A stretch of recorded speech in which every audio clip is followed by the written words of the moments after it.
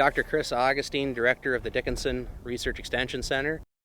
Acidity is known by many as the master variable in soils because it influences nutrient availability, chemical processes, biological processes, and many other things. Or maybe if we back up 20 years and before then, the majority of our pHs throughout North Dakota were close to 7 or greater.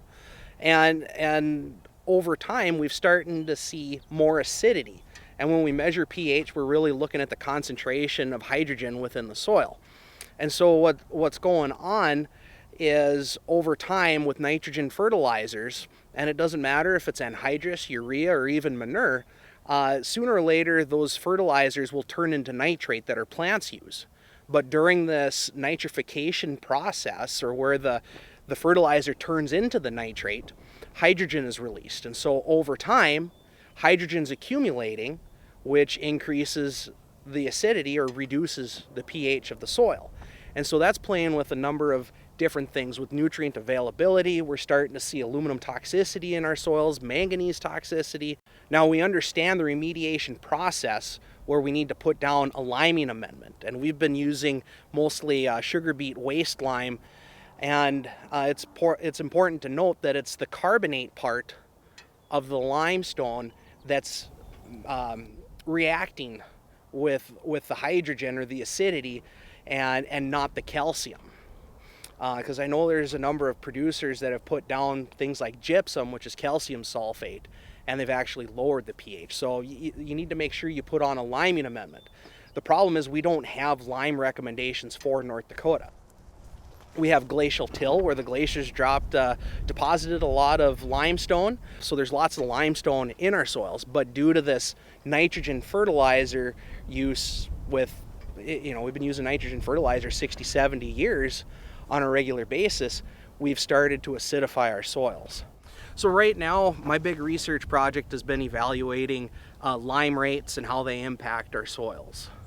So we're looking at different rates as well as different rates of lime, as well as different soil types and things like the buffer ability of a soil, which would be how resistant to change of pH is that soil. Because when you're coming up with a lime recommendation, that's really an important number. So you can plan out for a number of years from that date of application to not have to put lime down every year. And one of the things that we're theorizing right now is, since our acidity is caused by our management for the most part, maybe liming is a once every 10 year, maybe even a 20 year thing. So we're trying to set up some long-term trials and monitor this change in pH, or how long does a lime application impact that soil.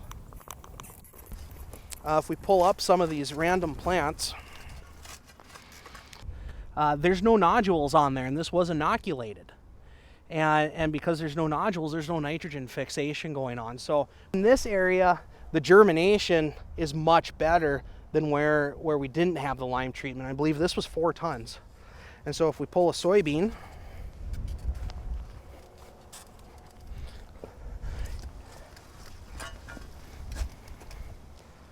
from here, actually we find that there is some nodulation. There's one right there.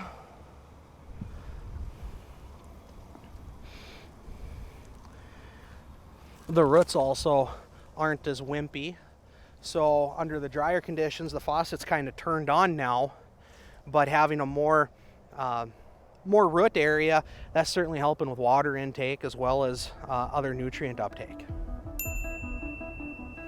I think we're getting close to making recommendations, but as for to answer the question, how often am I going to have to make that application, that's where the long-term research comes into play. When you look at people in Iowa, they lime every couple of years because they have a naturally acidic soil, and because their acidity pool is much greater than ours. That's why we're thinking this might be, once a decade type management practice, which that's going to certainly help pencil the expenses out over the course of time.